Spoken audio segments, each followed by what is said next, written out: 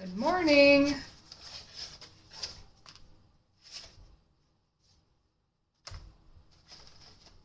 How is everyone doing this morning?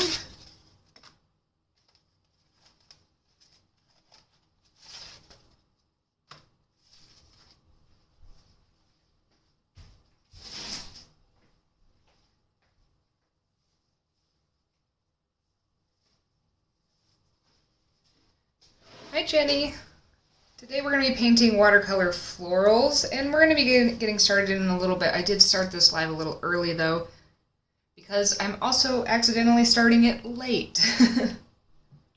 I had said, I always do these at 11 a.m. my time, and I accidentally scheduled the event for 11:30, so I think there was a bit of confusion, and I apologize for that.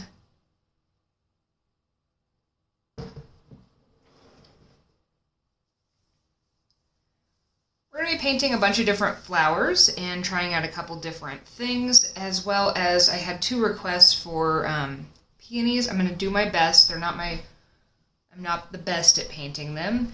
And also, I think the other one was morning glories that was requested.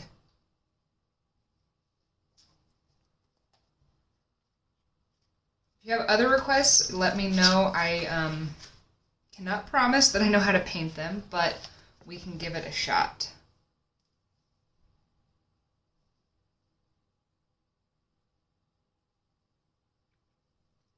I'm just going to be using a sketch pad today and a dry pan palette set and then a round brush. I will also be sketching some of these out, and I'll be sketching them dark so that you can see, and I might be adding some final details with pen. We'll just kind of wait and see what happens during class. Feel free to use kind of whatever you have on hand, and we'll try to figure it out together. If you've got questions, put them in the chat, and I will do my best to help.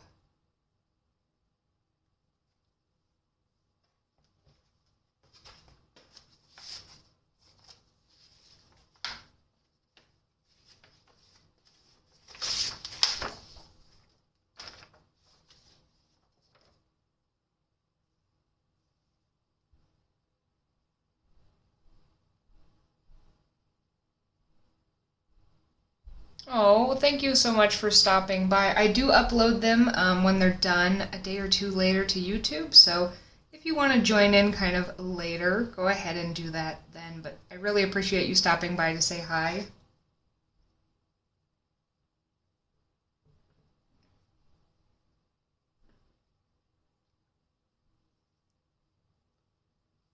Anybody have any fun plans for today?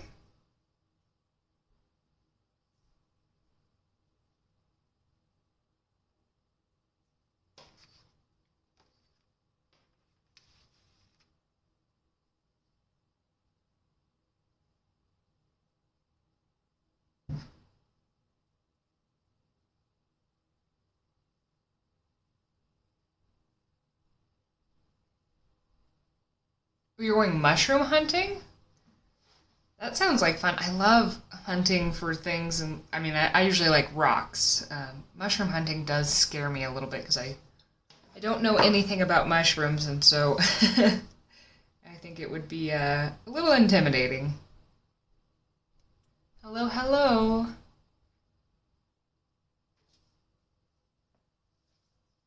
We're going to be mainly watching the Olympics tonight because I am an Olympics monster. Cannot stop watching them.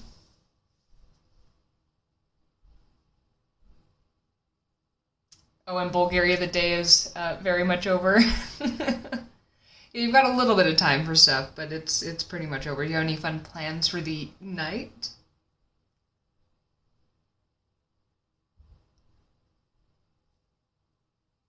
We're just getting started, so this is just some inspiration, I suppose, for today's class. So yeah, if you're just joining, this is the perfect time. I'm waiting around for just a few minutes before we get started. What sports do I watch? Pretty much all of them. I have discovered that I do seem to enjoy the individual sports a little bit more than the team sports. I like watching all of the gymnastics. I like archery. That one's kind of fun. The swimming always gets me, too. I really like swimming. And I'm excited for track and field to get started. I also am really looking forward to watching that sport climbing when that comes on. Anybody else have any favorites? The skateboarding this year was pretty interesting to watch, too. I didn't catch much of the surfing, though. I kind of wanted to watch that, but I don't feel like they had as good of coverage of that.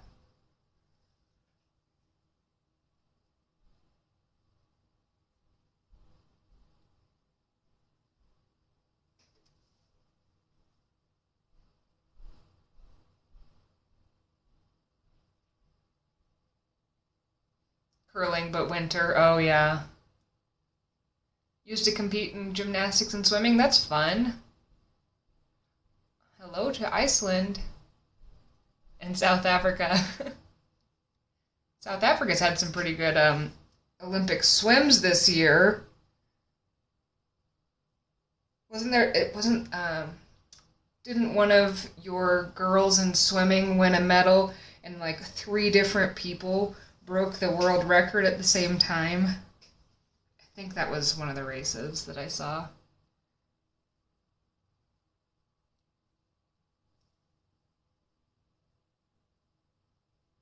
Yeah, the young skaters, I cannot believe the talent that they had.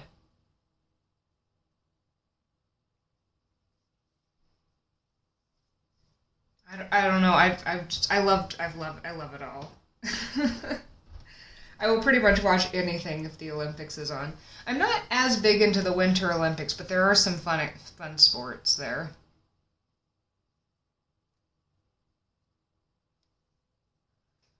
All right, I'm going to move some of these off, and I'm going to start talking a little bit about what supplies I'm going to be using today. It's nothing fancy.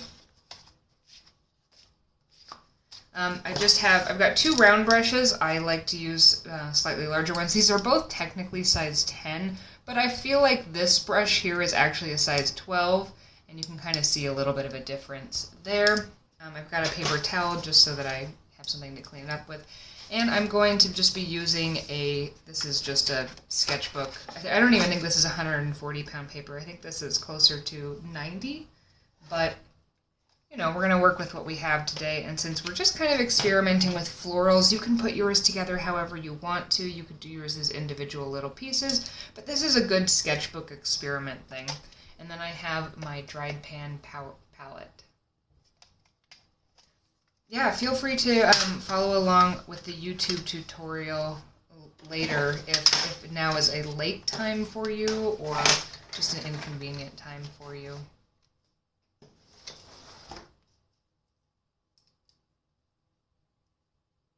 Ooh, you just got a size 10 Kolinsky brush. Nice. I'm such a bad brush owner. I tend to like cheaper brushes with synthetic bristles because I easily destroy brushes. So, also I like the bounce back that the synthetic bristles have. Although I have been painting a lot with this Black Velvet Silver brush, and this has been kind of fun to paint with too.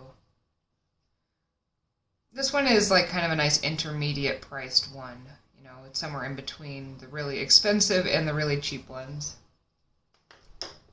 Alright, it's 11:30. Let's get started. I'm going to start with the 2 requests that I got today, and I'm going to be sketching some of these out.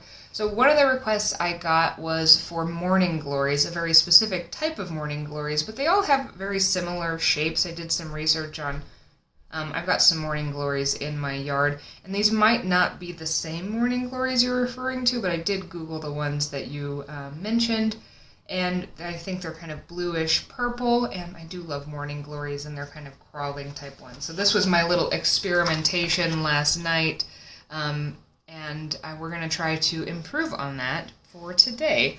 I didn't have quite as much time to practice some flowers as I wanted to this week, but we're going to kind of give it a go. So, one of the first things I did, and I'm just going to be explaining to you kind of how I approach looking at flowers, sketching them out, and then actually painting them. So the first thing I did was I went onto a royalty-free picture website, because you always want to use references that it's okay for you to use.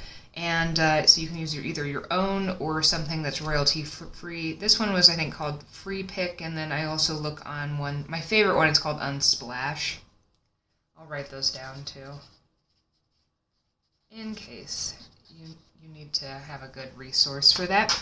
And then it's good to have a resource just so that you can kind of see what's going on here, as well as it'll help me talk through some of the shapes that we're looking at.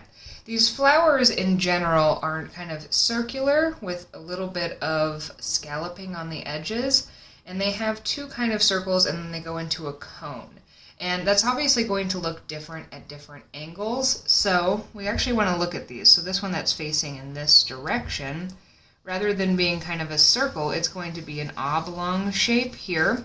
Then this part is closer to the camera, and it's actually going to show less of the petals on this side, where there's another kind of similar shaped oval that's going to make the center part of this before then it comes down into this little kind of trumpet-esque shape. Now if we look at it straight from the side, it kind of looks like almost like a little umbrella or something. And if we look at it from a different angle and continued this would probably kind of continue over here. We wouldn't see that trumpet part. We would just see this kind of wobbly circle or scallop circle with then that center there. So the best thing you can do for when you look at flowers is kind of break them down into simple shapes to help guide yourself when you're going to paint them. And notice a few things like the shapes of leaves, because leaves are going to really make or break a painting. For Morning Glories, they have kind of these heart-shaped leaves. You can see them here. And so if you painted these and you put leaves that look like this, it would not look the same. So really try to figure out what shapes of leaves there are going to be. Nature is supernatural, and so if you're not the best sketcher, that's going to be totally fine. Because again, we're just going to break these down into their kind of component shapes and just kind of estimate things. And if you've got some differences than what I do, that's totally fine. In general, you can either sketch with a watercolor pencil or a light pencil, and you want to do yours really light. I'm going to show you two different things here. When I sketch this first one, I'll actually sketch two different things, and I'll do them two different ways to show you how I'm going to do it so that you can see, and then I'm going to show you how I recommend that you do it at home so that you can't see your pencil lines as much. So let's start with these Morning Glories. Morning Glories are kind of vines, and they need something to wrap up and around, so it's kind of nice to get a little vine type shape. But let's actually start by, I'm going to use these as a reference, but I'm going to compose it a little bit different. So I'm going to start with this trumpet that's facing in this direction here. And remember, this is kind of just an oblong shape with a little bit of scallops. Put in a few different wobbles in there. That's going to give it some natural edges. And I am drawing, this is the one that I'm going to be drawing super dark so that you can see. And again, remember there was that interior kind of wobbly shape there. It looks like a weird fried egg at this point. And there's also that little trumpet that's going to kind of connect to here, but you can't see it. And it doesn't go all the way down to a point because it's kind of eclipsed by that greenery that's going to be there. So that's how we're going to kind of make those Morning Glory shapes. So that's how dark I'm going to be sketching. What I recommend you do, so if I were to, let's say this is this vine here, and let's just put the big one here. This is the more circular one, is I want you to draw lighter, because then you'll be able to see these less. And then if you have a little kneaded eraser, if you can kind of just push down and pull up some of that graphite, it's going to help reduce the amount of the pencil showing from underneath your painting. Again, I'm going to be painting sketching dark because I want you guys to be able to see what I'm doing here. Put a little natural scalloping in these. That's going to be kind of our target center part. Let's throw on a couple leaves here. In general, the leaf shape, as we have kind of said, is kind of a heart type shape. But if we turned it on its side, so that it was more of just the side of one, we might just get like a little lip on this side that will come up and down, and you can just barely see parts of that. We can even turn it even further on its side. Maybe there's another little leaf here. And maybe we can't even really make out the shape of it because it's facing the side here. And then let's bring this vine down a little bit more, and let's face a trumpet down here. And so this is just going to be kind of a triangle here, and then it's going to flare out before it has some scalloping on the edges. And these are going to be our morning glories that we're going to do. I might go ahead and put in some more leaves as I actually paint this, but this is where we're going to be starting today. So these morning glories have a few different pieces to them. They're going to be super purple or purpley blue, kind of an indigo on the interior part, or if we looked at these like they were eggs, on the egg white part of these, and right on the edge of this part. Then this part in here is going to be kind of a combination of letting some of the white from the paper shine through and a nice bright vibrant pink color. So first thing I want to do is just get my brush nice and damp, and I also need to go ahead and spritz all of these down. And I'm actually going to dip in for the color of the morning glory. I'm going to be using, this is a violet color, and I'm just going to put this here. I just want to have a little bit of this because we're mainly going to be working with wetting these flowers to give them a little more natural look and feel, but I want to have some of this pigment color that I want mixed up. I'm going to start with this purple, but I'm also going to add in, I'm going to put in a little phthalo blue to get a little bit darker of kind of a bluish purple. If you go a little too far, you can add in a little bit more of that violet color. And then in order to give these, flowers are really soft, and so a lot of this is we just want to allude to some of the softness. So I'm actually just going to take a brush that's clean but wet, or relatively clean, and I'm going to wet the egg white part of this little sketch here, or the main petal before the trumpet. I'm just going to get that nice and wet, and then I'm going to grab some of this color I just mixed up, and I'm going to kind of touch this around the edges here. We don't need to be super duper perfect with this, but just kind of tap this in. And we want to wait until this is kind of nice and damp before we add in, we're going to have it nice and damp here. But before we add in some of these extra details, we want it to soak in a little bit, because if we look at these, there are some little veins and almost like a star pattern that happen that have some darker values on the inside right before they get to that trumpet. So we've got some purpley bluish here in kind of a nice vibrant color. You could make yours a little darker if you wanted to by throwing in some additional pigment here, but we want it to not be super duper dark because we want this to be kind of damp, and then we want to actually wait and then take some of this darker pigment here. You can maybe throw in a couple different colors, some violets, some blues, maybe even kind of mute that color down by throwing in a brown or some sort of an orange type color, just to give it kind of a nice dark burgundy or blue color. And while this is damp, then we want to just touch in a few of these areas to kind of create those star pattern dark parts. And you're not going to be able to see it as much on this side because this side is kind of being obscured. And I think I waited to dry a little bit too much on certain areas, but that's okay.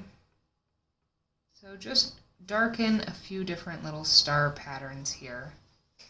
And then I'm going to leave that to dry, and I'm going to move on to the next one. I'm going to do the same thing here, just kind of pre-wet a little bit of this. Maybe throw in some color. Play around with how you like doing this. If you like kind of pre-coloring it, or if you like adding the pigment to the water.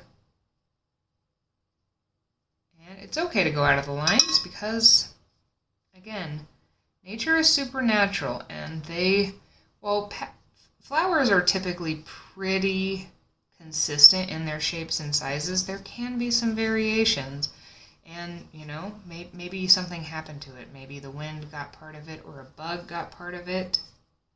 But we're just kind of trying to create a little bit of a flowy look to it. And after this painting, I might switch over to a slightly thicker paper, because this one is real thin, and I feel like it's going to get pilly on me, but maybe it'll work. Again, we're going to wait for just a minute for that to kind of soak in, to add in our star pattern. So this is the general shape of these darker inclusions in the flower are kind of in a star shape if I were to, you know, complete the star here. I'm going to throw in a little bit more pigment onto, ooh, I got a lot of that one color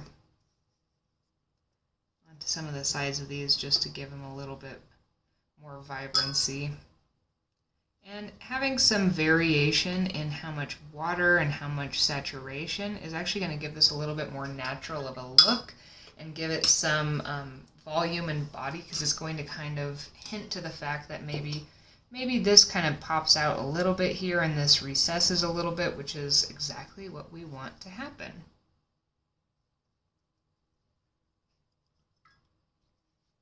And again, we're going to do a very similar thing on this one, except for on this one I'm just going to actually start with the color.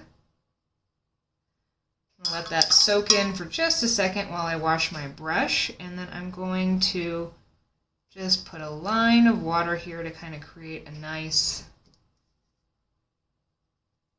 gradient down. Because we want this to kind of fade out a little bit. Actually, I want this to come down a little further, it doesn't actually fade out until about here. We will eventually be adding some more colors onto these, but we want to wait until everything is pretty much dry in order to create some separation of those colors. In the meantime, we can actually, since we're not yet touching some of those other areas, we can add in some of these green details. So I'm going to dip in here. I think my colors need to be re-wet again, so I'm just going to go ahead and do that. And they have some pretty bright greens in their leaves, but they also have some more bluish greens and maybe a little bit toned down. Ooh, way too much toned down there. Got a little overzealous with that. Just tone it down a little bit. Take some of this, this is olive green here, and I've just got a couple different colors on here. And in order to do these, we kind of want to emphasize the bottom parts with some darker colors. Maybe even just put a little bit here. And then the tips of some of these things are actually really bright green, almost yellow. We just want to drop in a little bit of color. The more that you can leave up to the imagination, the better they're actually going to turn out. Anywhere where we think the light is hitting these, we can put a lighter color.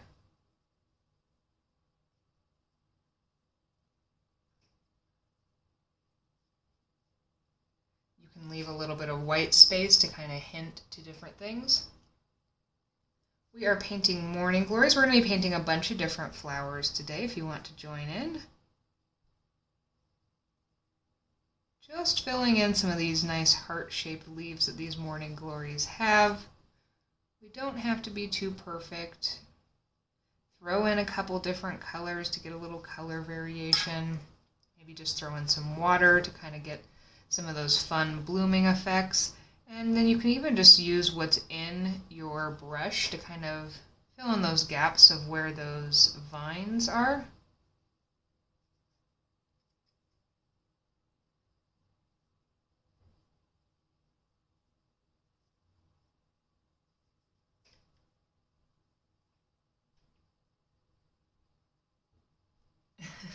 what colors make a violet? So I was using a violet color. It's literally just violet, but I would mix together to get a nice violet, some sort of neutral blue, something like cobalt or ultramarine with, if you have it, a magenta type color like quinacridone, but you could also put in a little bit of red into it, and that will help that a lot. Mixing colors is the hardest part, you know, to get a good feel for. But once you do, it really does up your painting game. So if you feel like you're struggling with mixing colors now, you're not alone, but just I encourage you to keep going and keep experimenting. And it's kind of like a skill that you learn over time, and it will become easier.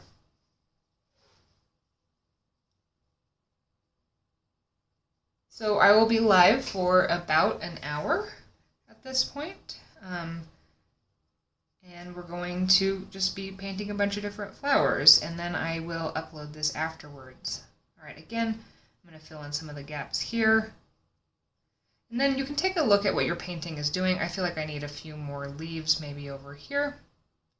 And you could sketch these out, or you could just kind of make a general heart type shape. They don't have to be perfect. Kind of fill in the gaps.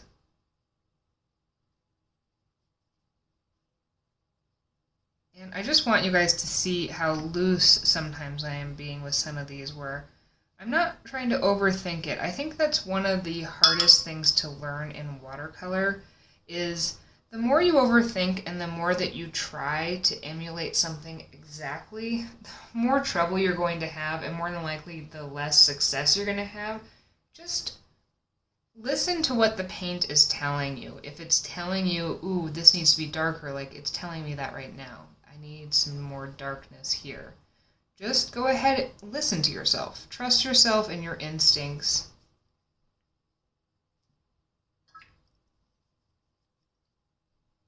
And just kind of get a good feel for what you like doing. This will also help you kind of decide how you like painting and what you like painting. The paint is telling me I don't know what I'm doing. Oh, I've been there. I totally have been there.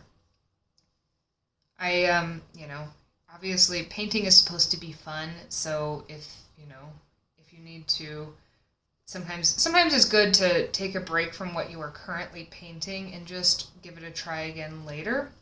But we're going to be doing a whole bunch of different flowers today, and I did want to start with yours because I saw your request first, but there might be some more flowers in here that you're going to have an easier time with that might also build your confidence enough to come back and try something like this. So we do want this to be pretty well dry in all these bluish purple areas before we move on to adding something like pink. And pink is pretty hard in watercolor, so if you don't have a pink, this is going to be a little bit more difficult. I will show you a couple different things. Let me find some scrap paper so that I can scribble on for you. This is my Quinacridone Magenta, which is what I'm going to be using for the interior part of my poppies, and it's this really beautiful pink color here. Although I've got a few questions here. Oh, I do think we are going to be doing poppies later in this class, because I printed out a few pictures of poppies I took this summer. You struggle with not getting defined lines like the veins inside the flowers. The paint wants to explode. Yes, too much water, just wait for it to dry a little bit. So, actually, let me show you something here. This little exercise, I gotta get a better light source that's gonna really gleam for us.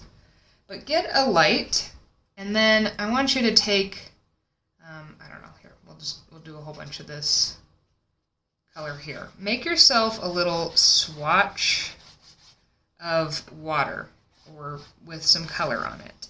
Then, actually this is not going to be the right paper to show you this on, but then find a light source, and as you can see on here, this is already reflecting in different areas. Now, the paper I've got here is this really light paper that is going to dry a lot faster because it's not very thick. But find the light source, see how it's reflecting, and in some areas it's reflecting just like a nice smooth area because there's a bunch of water. In other areas it's lightly reflecting, and in some areas it's not going to reflect at all. So what you want to do is figure out when to add things based on how much the water has soaked in. So down here it's going to really spread. It's just going to keep spreading, and it would probably spread even more if it were even dark or even wetter, obviously. Up here it's pretty much dry, so it's going to stay exactly in place. But somewhere in the middle is where we're going to get that really nice kind of blending effect. So let's put some more water down here so we can actually see what happens when we add it with too much water. So if we just put it down here, this is going to kind of just all drip down and disappear a little bit. But yeah, we want to put it somewhere in between where it's still slightly glistening, but it's more matte when you actually reflect the water on it. Oh, back to the other thing I was going to talk about. So I really love this Quinacridone Magenta. This is from Core, and it might be my favorite color I have in my palette.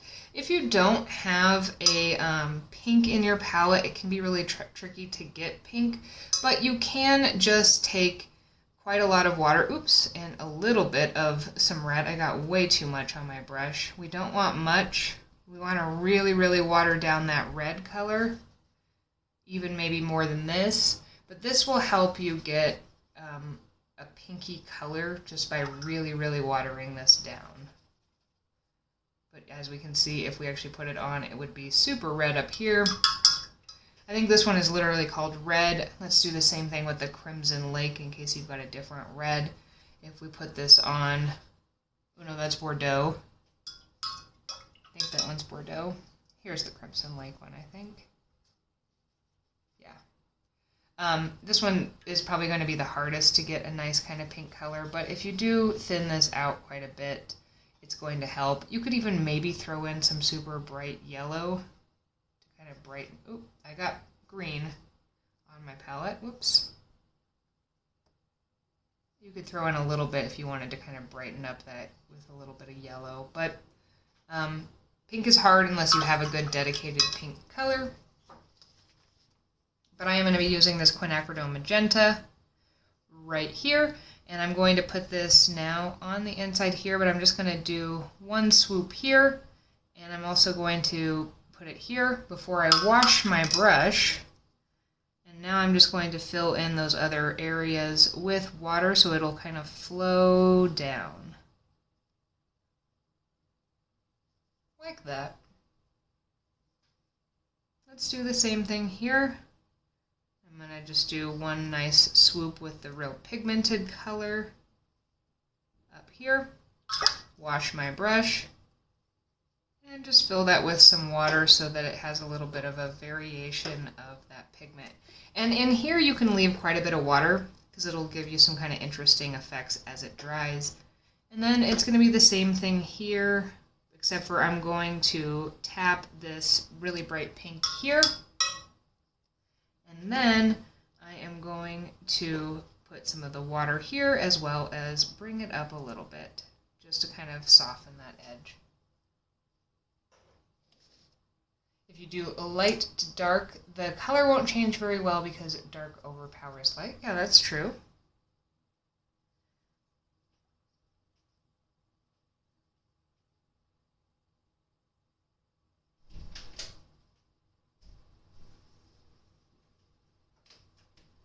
But we're going to just put some of that on there. And there, we've got some different morning glories. So this is a new flower to me for painting. So this is kind of a brand new one for me. I think we can probably improve this over time. But I think it's pretty good for a second shot at it. And I hope that that was at least slightly helpful to some people who wanted to paint morning glories. Other than that, let's move on to doing some poppies.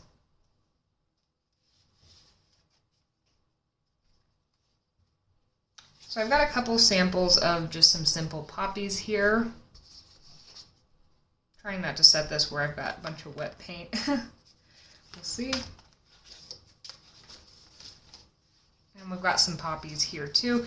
Poppies are a fun one as well. If you don't quite like the definition you got in some of these, to actually add in some line work on, that I think it really helps sometimes. Poppies are very flowy. We really want to go with the flow on this one, but let me find my reference photo I printed out. This is just on printer paper, so it's not a great quality photo, but I encountered some of these poppies earlier this year on my walk. Did I just print one out? Trying to find. But this was seriously like the most perfect poppy I had ever seen in my entire life. I think that's all I printed out of the poppies. But poppies have a bunch of different shapes to them.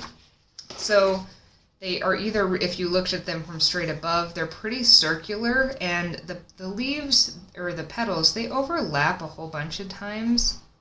But they overlap in a way where it creates a pretty perfect like circle if it's completely open. And then there's a really dark center in here. Now, if you see them on the side, if you've seen a poppy in real life, you know that the petals themselves are super flimsy and they fall off really easy, but they also wave around. And so, but they're kind of cup-shaped, a little bit like this from the side. I don't think I'm drawing dark enough here. They're a little bit cup-shaped, but one or two might be kind of falling down. But again, there's a whole bunch of this overlap going on inside of these poppies. And then when they are done, they just have, like blooming, they have just this kind of interesting little bell shape, and that's the kind of interior part. This is actually where all the little seeds are in here, and it can be, if you ever collect these when they're dried, it's like a little rattle. The other non-royalty one, I think it was called Free Picks. I don't remember exactly. I did just Google royalty-free morning glories pictures, and I think that's where that came out, but I'm pretty sure it's called Free Pick. There's another one that one of my friends uses that I'll try to remember the name of. Alright, so let's move over to doing some poppies. I'm just going to flip this paper over. I'm going to try to use the other side. The other thing that I want to think about is, again, remember when we talked about leaf shape? Those heart ones would not work for these. Neither will these shapes like these. These are almost more like fern-like leaves. They're a little bit hairier, and they've got a lot more little areas to them. We don't need to get super duper detailed, but we do need to kind of hint to the fact that the leaves have a lot going on, and there's a lot of like little leaves on each stem. So, for these, we want this to be super loose. I'm going to go ahead and wipe off this area here, because I want these to be nice, bright red colors.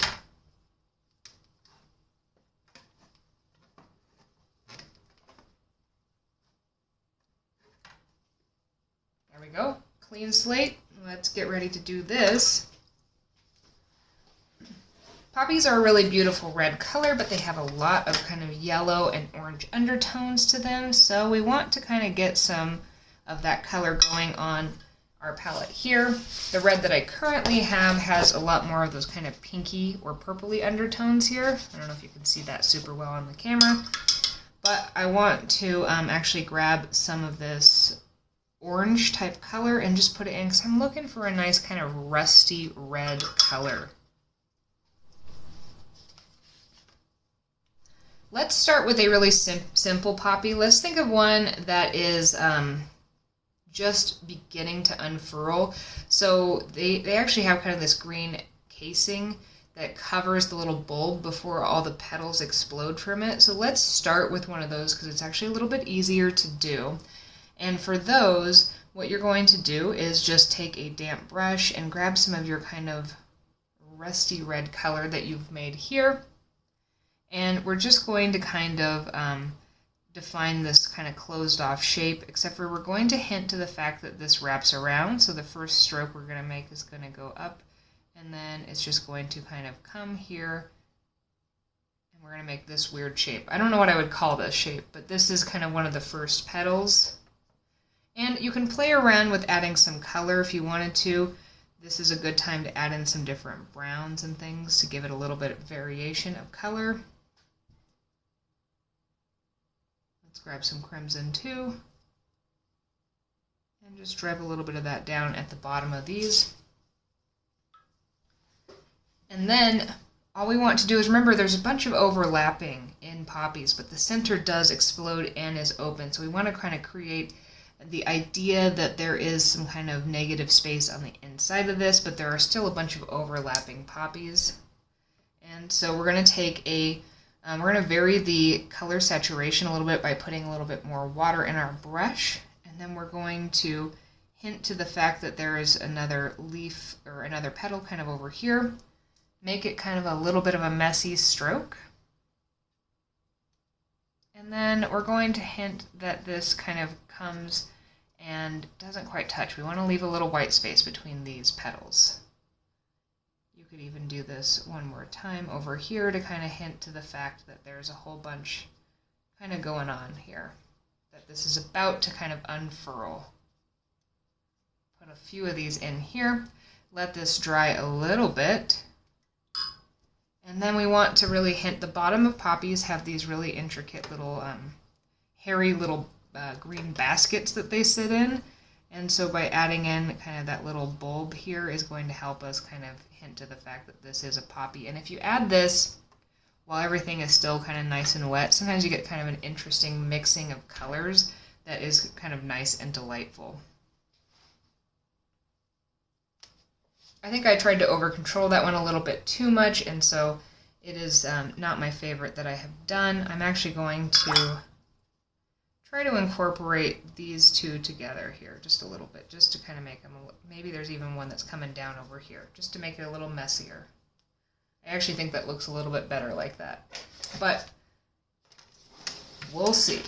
We'll wait and see. So now I'm going to make another one, and in this one I'm going to, I need some more color here. Ooh, I got that Bordeaux color. That's not the color I wanted, but let's see what happens when we add a little bit of that orange into it. Ooh, that makes a really pretty color, actually. I like that. Okay, so this next one we're going to start to see some of the inside of it, and we're going to kind of define each of these petals individually. So let's start by making one that kind of comes up over here. I don't have enough water in my brush. There's one petal, then maybe there's one that's over to the side here, and then one that's over here, and maybe one that's kind of over here.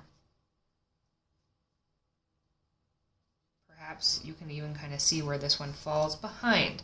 Now again, we're kind of waiting for areas to dry, and so what we can do is we can pop in some extra colors that are going to give this a little more dimension, perhaps adding in a little bit of this yellow ochre into certain areas. That's a little too much. To kind of give this a little extra definition. Perhaps on the interior side, pushing this kind of reddish color more towards the purple color by adding in a little bit of blue to it just to make it a little bit darker. And trying to kind of emphasize some of those interior parts. You can also try to define the fact that some of these might be kind of lipping up. I'm not in love with this poppy either. That's all right. Just going to keep popping in some more color to make it brighter.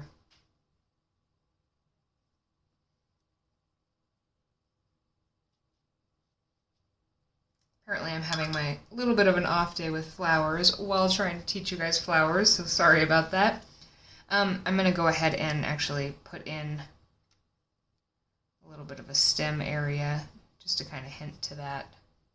Before, in the center, remember the poppies have a really, really dark center. Now we can either use something like, you could use a Payne's Gray if you want to. I'm going to kind of try to create my own darkish black type color. So I'm going to start with some of this, I think that's burnt sienna. And then I'm going to put in a little bit of violet to that. And there, that's kind of the darker brownish, blackish color that I want. And in here, I'm just going to kind of define where that dark area would be in that poppy. The hardest part about painting poppies with watercolor is that the magic comes when you actually leave some of this white space here. But in general, poppies do have their leaves or their petals overlap so much that there isn't much of that separation. But if you just painted this in a big circle, you're not going to get that. So it's a little bit of a balance type thing. All right, let's pull this down a little bit more. And let's also start hinting towards some of these leaves here. And we're going to, rather than making kind of defined shapes, we're just going to touch a whole bunch of times. We're kind of just hinting to the fact that these leaves, there's a lot of different things going on. And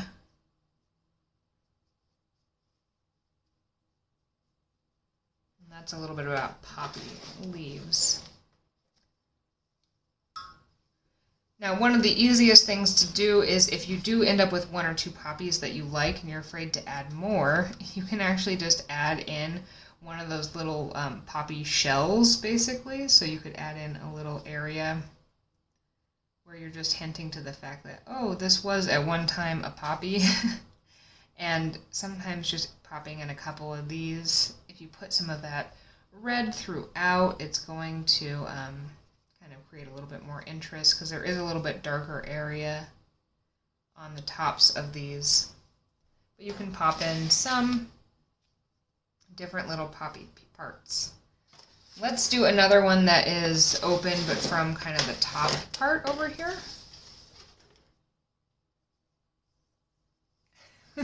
You made it. Oh, that's...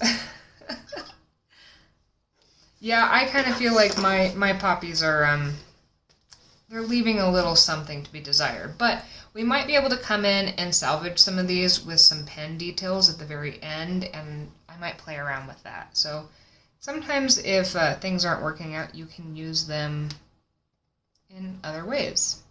All right, let's do this one more time. Let's try this big, beautiful poppy that's open here, and we're going to go straight from up above. So for this one, we want to do a couple things. We want to, I do kind of want to define in general this big kind of round area here, but there are usually some of those little petals that come up and they leave a little bit of light. So I'm going to kind of create a few of these areas where I'm going to kind of carve out some space for there to be some of that lightness to kind of hint to the fact that there is some variation here. So again, I am just kind of wetting with a light color, and then I'm going back in and touching with some of this darker or more pigmented poppy type color. Now these also do get darker as they go in towards the center. So I'm bringing this in towards the center, and then I'm going to bring in some of that kind of purple brown just to kind of give it a little definition of where the very center of this poppy is going to be. And I might pop that in a few different areas just to create a little variation in those overlaps. We're just trying to hint to the fact that, hey, there's a lot of petals here. There's a lot going on. There's a lot of variation. And I don't like that line, so I'm just going to go ahead and just kind of pop that out. And then again, I'm going to make some parts of this a little bit more orange. I think I added way too much of that color. That's all right.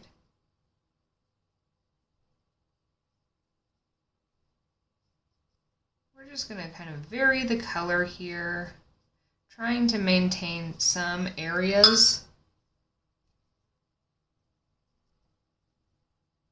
that have some of that white space. And then we want to let this part actually dry before we go ahead and add in more details. Now this one over here, we can actually go in, this should be dry enough now, if you're doing these in the same time frame as me, to kind of come in and actually further define some of these areas. Let's just go in with some of that Payne's gray.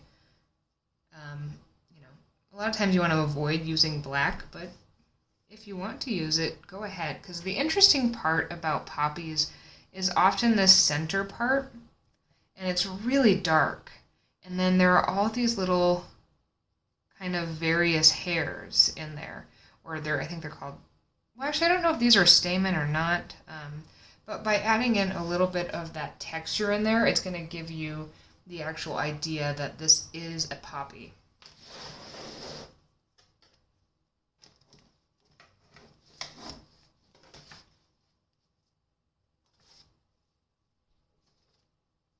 Okay, now mine is dry right here, but not over here. So we're going to kind of go for this a little bit. I'm going to kind of define the center part here. This is pretty round in here. Doesn't need to be perfect.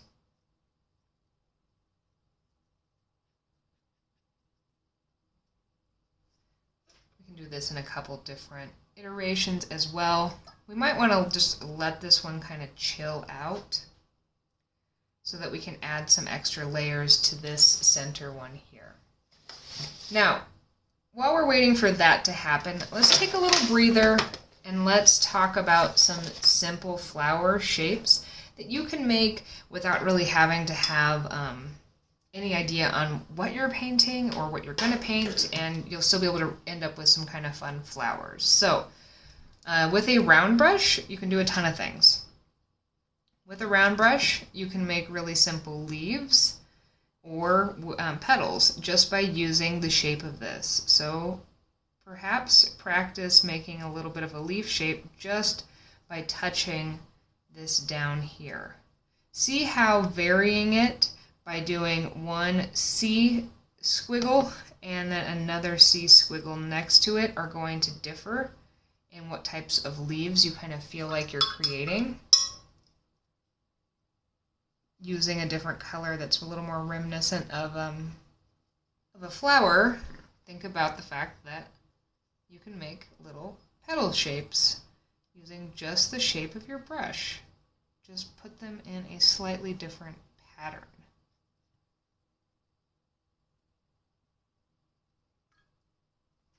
Now, I cannot remember the name of these. They're some sort of kind of cone daisy type thing. But this is a really simple flower to do that I'm going to show you while I'm waiting for this to dry over here. Let's think about this with this Quinacridone Magenta, because a lot of times these ones that I see, they've got this really beautiful pinkish color. And in order to make them, they're kind of simple. They have a little cone, and then they have these really kind of pretty petals that all fall away from the cone and almost curve downwards. And so this is a really simple one to do. You just push and drag your brush and lift it so that you get a nice point, and then set it down next to it. Do the same thing.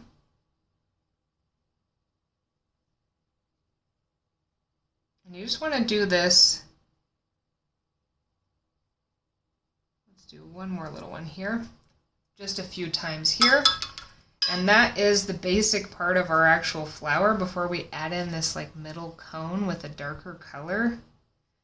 I think once I put this on here, you'll kind of see what flower I'm talking about. I wish I could remember what this flower is called, but you just make a little kind of fuzzy cone in the center, and you have a really nice looking little flower here. And then you can go in and you can add in, you know, stem details and leaves and things like that. Okay, I'm still waiting for this to dry a little bit, because as things dry, I am actually kind of liking how this one looks in general, more than I am the other ones. But you could come in once things are a little bit drier and kind of try to define that maybe this here actually has a little variation. Maybe there are some different petal things going on here to overlap in a few areas.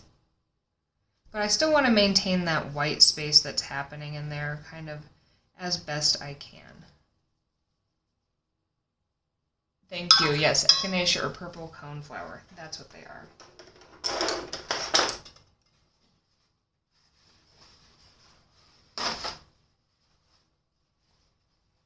All right, I'm going to grab a different little sketchbook here.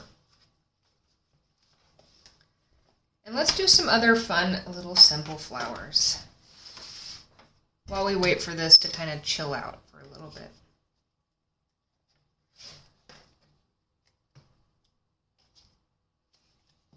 Let's keep talking about simple flowers to paint that are going to take kind of advantage of the shapes of your brush. And they're also going to build a little bit of confidence for you in doing different things. If we did dive in with some pretty complicated flowers to begin with, so this portion of this is going to be more dedicated to doing something that's a little simpler, but can be fun to paint and are really beautiful. These make really great additions to fronts of cards if you're into painting your own little watercolor cards. Let's start with lavender. Lavender is a pretty regular shaped, I'll sketch it here. It's a stalk type flower where it'll be on one stalk and then it has these little buds that meet up right next to each other. These do eventually bloom, but most of the time when we see lavender, we kind of see it in this shape here. So it's a really easy one to actually paint because all we really need to do is fill up our brush with a purplish color, a lavender purple color, and rather than just dipping into my violet, let me actually take a stab at trying to mix up a violet color here using the colors I have in my pan set here. So I'm going to start with this Crimson Lake color I have. Then I'm going to add in a little bit of this, let's go for this blue. This one is, I think, ultramarine. Maybe a little bit more.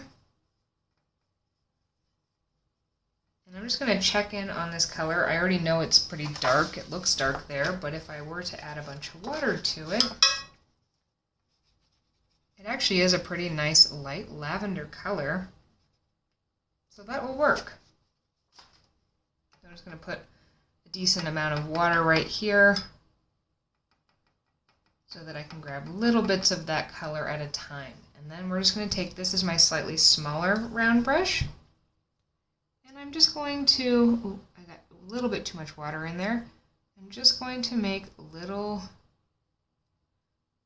shapes just using the tip and pressing on this brush to create the look and feel of those lavender sprigs or little flowers coming off. Now we can do a couple things here. I could come in with some of this red or even with a different blue, like that cerulean blue could be kind of pretty, and occasionally I could drop that into a couple of the bottoms of these to give a little variation on that color. Let's make another sprig of lavender here. Wash my brush off, get it that diluted lavender color. And I'm not going to sketch this one. This one I'm just going to go free. But I'm just rotating that brush. Oh, we need a little bit more. Make sure to keep your brush pretty full. Let's drop in some of the darker lavender color in a couple of these. Grab a little bit of that blue. We want to just create a little variation. Now let's do that one more time. One on the top, and then just tap. We're just rotating our wrist a little bit and creating these little petal brush shapes as we go down. Again, we're going to drop in a little bit more pigment in a few of these to create some variation. And while we have the purple and while we're waiting for this one to dry, let's look at, oh my gosh, I am having just a blank day on these different flowers. There's these little tiny blue flowers that come up. They're like kind of a purpley blue that pop up right in the spring that we can do that are kind of similar to this. And I'm going to do that to that purpley color. I'm actually going to add in a little bit more of that cerulean blue color. Let's see if I push that a little bit too far. Just a little bit too far, so let's put in a little bit. This is that Bordeaux color. It's a little bit closer to what I want. Yeah, I think they're,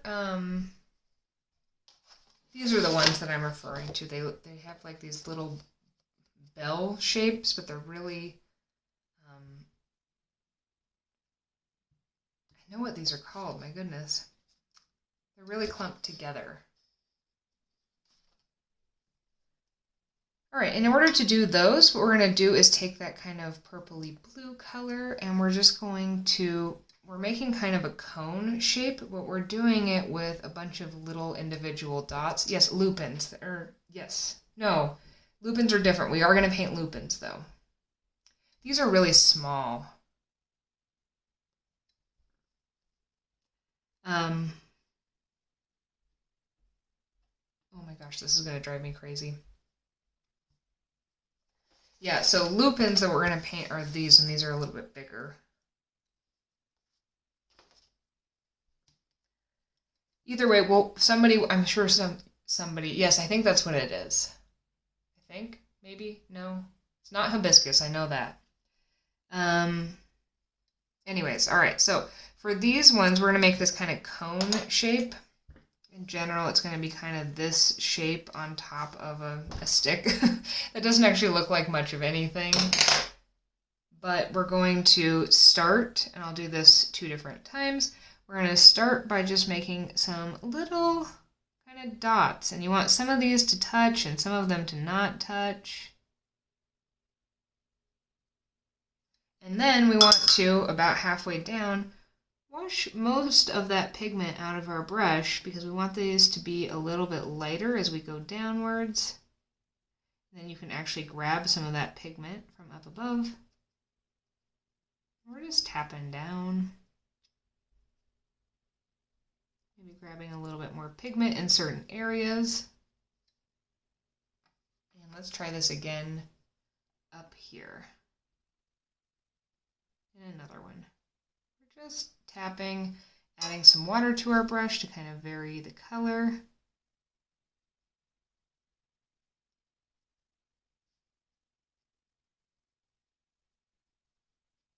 And it gets a little bit bigger towards the bottom. Doesn't need to be super perfect. Let that dry a little bit. If you want, you can take some of the pigment out of some of these. You could drop it into a few areas down here where you think it needs a little bit more pigment. And let those dry too. Now in the meantime, these have probably dried enough for us to go ahead and add in kind of the stems to these sprigs of lavender. And we're just going to, depending on how much space you have, you can either just drag that all the way down, or on this one you can kind of hint to where it is and where it isn't, and that will give you kind of an interesting effect too. So that's something else I recommend playing around with when you're painting flowers, is your spacing. This one actually does look a little more natural because some of those actually kind of came closer together, and so I wasn't able to highlight this as easily straight down, and it gives it a little more visual interest. Grape hyacinth, okay. Yeah, it was driving me crazy too, so thank you guys. All right, let's do lupines too. Okay, I'm going to wipe that off, and I want to do a nice pink color again, and I am going to be using this Quinacridone Magenta that I love, but I think I'm going to add in a little bit of orange to it, just because I want it to be not so fluorescent.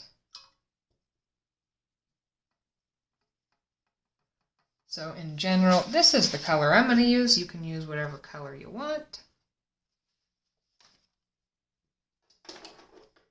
We will also need a green color because these lupines, these ones have a whole bunch of different flowers on one stalk as well, but there's usually a few unbloomed ones right at the tip where they're still kind of in their little green encasings. And for these, again, we're just going to use a brush, and I'm going to switch over to my slightly larger one. This is the one that I compare more to a size 12, and we're going to be using the shape of this in order to make these lupines here.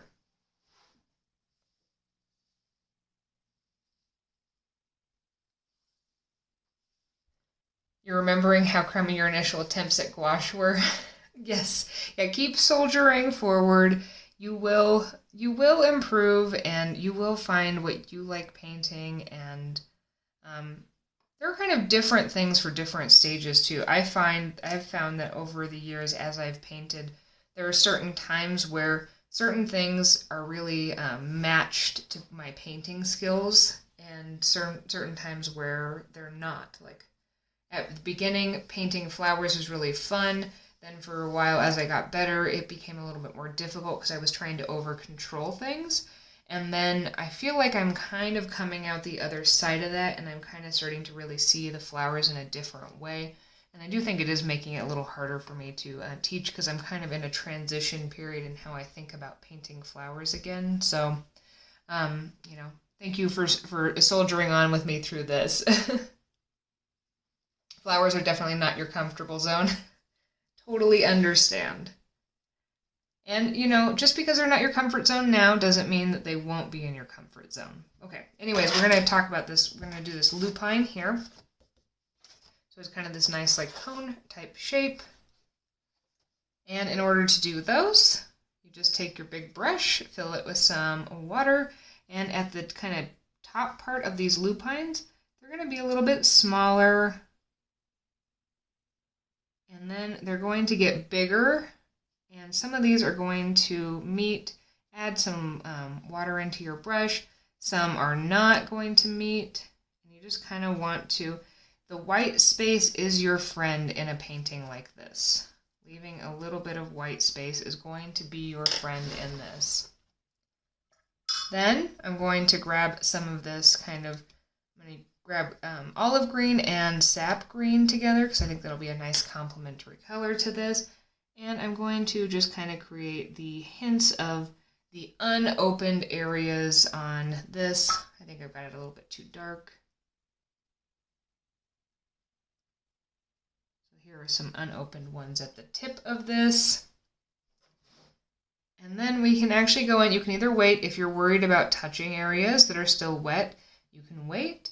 Or if you're brave, you can kind of come in and hint to, in those areas where those lupin petals are not meeting, you can actually go in and kind of add your stems. And I think these have pretty wild leaves from what I remember, but I don't actually remember what they look like. So there's a little scribble for you, I suppose. You could always, since I don't remember, I mean, you can just kind of hint to some some leaves that are happening.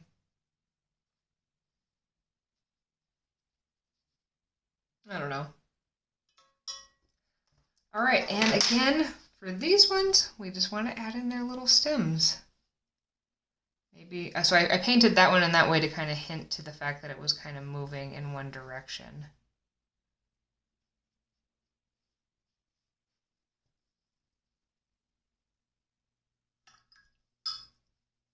All right, let's revisit and talk about, oh, actually, before we do anything else, let's talk about, I think they're called primroses, and these ones are, you'll see this done a lot in different watercolor, like floral classes, are these kind of simple little roses, where what you do is, let me find an example in my little examples over here. Kind of like one of these. The center part has the more concentrated colors, and it has some little dots in it that kind of hint to what's going on in the center of the flower around that stamen and stuff. And then they're just kind of these like bulbous looking type of flowers. So let's try to do one of these. And you can do whatever colors you'll want. I will grab some other reds, maybe some of that Bordeaux color. That could be really pretty inside of a rose. And all you want to do to start these is take the very tip of your brush with a pretty pigmented color, and you want to make a little C shape. Then you want to make another little C shape that goes past on one side and then curves around everything. We're almost making like a little copyright symbol. And because we're trying to kind of hint towards the overlapping nature of flowers. Do that a few times where you overlap certain areas. And just do that a couple times, leaving some white space before you start to introduce a little bit of water in your brush and a little bit of pressure in your strokes.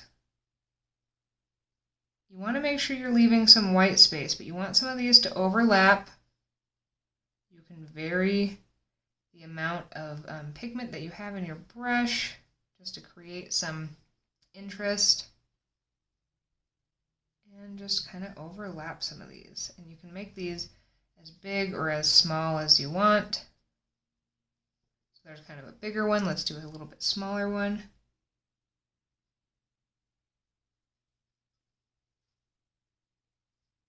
Oops, I touched everything a little bit too much. Let's just drop some water in and just see what happens.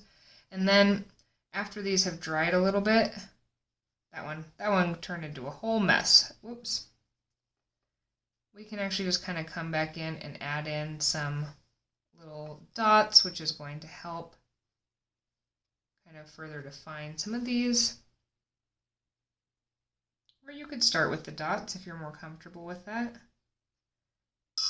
One thing I really recommend doing is if you watch different tutorials, you can definitely play with doing things exactly how somebody describes, but every once in a while you're going to find that the way that you paint, it would work better to actually add in something a little bit different. Everybody's going to paint different, and you can paint the way that you want to.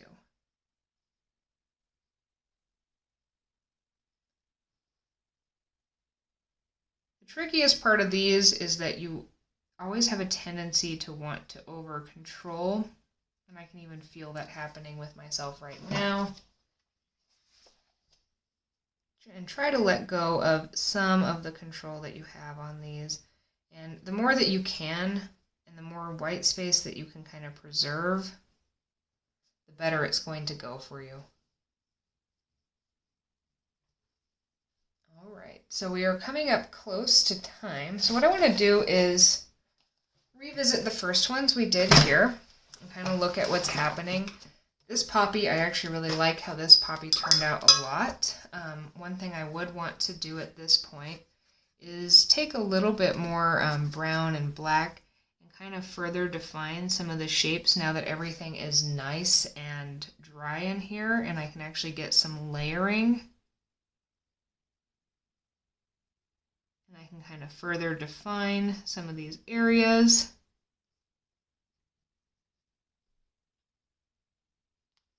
I think that's going to really help. But the other thing we can do, and this is another good exercise for kind of learning how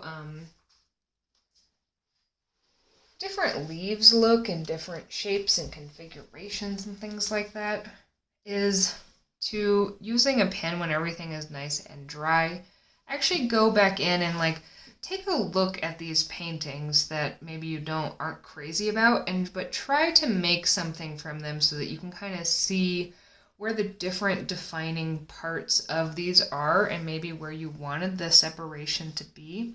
So, you know, when we first started, there was actually kind of a leaf that went up like this. So let's actually go ahead and, or petal, let's go ahead and define that.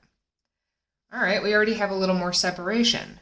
There was going to be one that was here too. And then there was this one that was kind of falling down, and this one looks a little bit funny. So let's actually lean into this. Maybe it is kind of windswept and the tip of it is kind of bent over. Now we can do a couple things. We could leave this like this, or we can kind of give there some direction by adding in a little bit of pin detail to kind of show the texture that these petals have, because they kind of have a little bit of a ripple effect. And then that will help you further define where some of these petals are. And maybe this one in here. Just kind of loosely outlining where some of these things are. None of this needs to be perfect, but this will, I have found that doing some of this extra sketching like this has actually helped me kind of understand the general shapes that were happening in this painting before maybe everything flowed together. And I mean, you could even add in the little extra bits in here with the sketching too. I feel like that drastically improves. Sometimes if you feel like you have a bit of a fail flower, try adding some paint. Sometimes it really adds in a bunch of details that you didn't really know that you needed. Let's do the same for this one, because this is also not one that I am super duper crazy about. So we know that there is a petal here. Maybe we can actually even reshape it a little bit.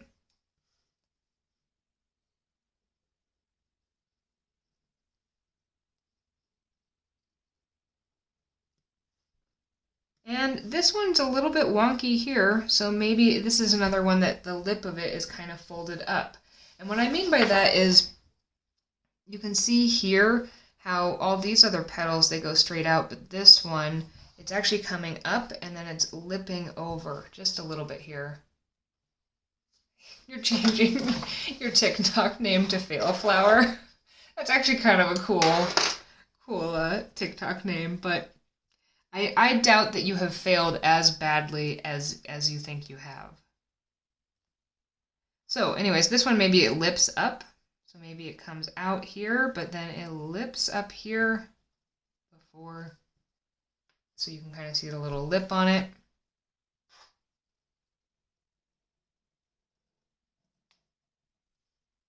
And again, you can add some direction with some of these. You can add some texture.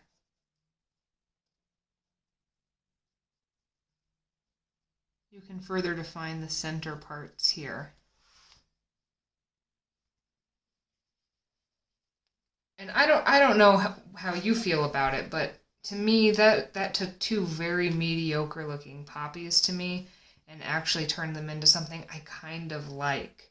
They're not my favorite things I've ever painted, but I actually kind of like these now. Let's do the same thing here. Give this a little bit of this texture. Define. This is also, if you do add in some other details, this is a place where you can play with some other things, like do you just leave just outlines, or do you want to start playing with shading using maybe dots or cross-hatching in order to create some shadow effects? What is it that you like doing in your art that's going to kind of make it yours? I feel like that's, for at least for me, that's going to be a forever pursuit, because I am constantly finding new things that I like doing and kind of still trying to figure out what my signature is.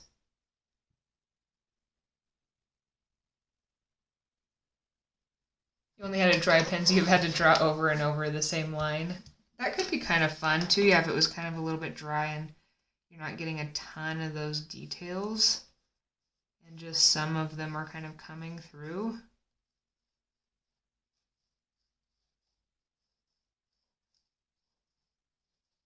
I very rarely think of a painting as a true failure. Every once in a while I have some real true failures, but I always think that there's usually something you can do in order to kind of save it. Whether that's play with adding some pen, you could also come in with some of these gel pens. And maybe if you wanted to, on these morning glories, kind of come in and further define some of the edges with some of these pens. This isn't actually showing up very well right now. maybe you wanted to add in a little texture to them. If you have a painting that you feel like is a failure, don't throw it out. Maybe play around with some of your other supplies. See what might happen. I'm just going to see what else is within reach to see what else I could find that would be kind of fun to add on to some of these. I mean, like, what if we took this silver Sharpie and we outlined certain parts of this? That looks kind of cool.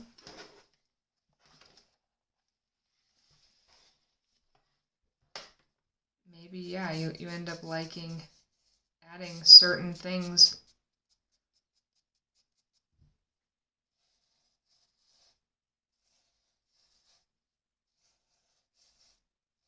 That kind of really bring things together.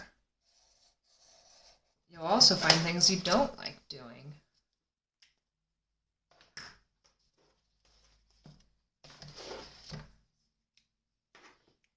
Well, I think that pretty much wraps up all I have to say about flowers for today, but if anybody has any questions that I'm capable of answering, happy to stick around for just a few minutes and try to do my best to answer things for you. Other than that, I appreciate you bearing with me through some of our flower challenges and just kind of seeing what we did today. I hope that you find success in at least one of them, or at least you find something you like to play with. One other thing that you really should play with, if you are wanting to do a lot of flowers and petals, that we didn't actually really talk about today, is putting on some petals, just with petal shapes, just with water, and then playing with dropping in colors to see what happens. Because you know how sometimes petals have those really beautiful concentrated colors in the middle? Play with that a little bit too. Hot, cold, and rough paper. Okay, so all the paper I have is cold pressed, and depending on the brand, it's going to have different amounts of textures. I don't actually know if there's a difference between rough paper and just like a cold press that has a really rough texture. If anybody else knows that, please let me know. Hot press paper. So cold press is basically they use something cold and they just push it into something, and it's probably textured either by like a mesh thing that's going to push water out when they're forming the paper, or maybe a fabric, whereas hot press, they actually use heat, and it's kind of like ironed out, so it's going to be super smooth. I don't personally have any of that hot pressed paper, but my friend Andrea, I think she's going to actually do a video on this pretty soon. If you don't follow her, her name is Andrea Shrigley Nelson, and she does a bunch of watercolor stuff too, but she just recently got some hot pressed paper, and she said that because it's so smooth, for things that you want really fine lines on, it makes really nice lines. And when she painted a butterfly, and she said that making the detailed lines on it, it looked like she was using a pen because of the way the paper accepted it.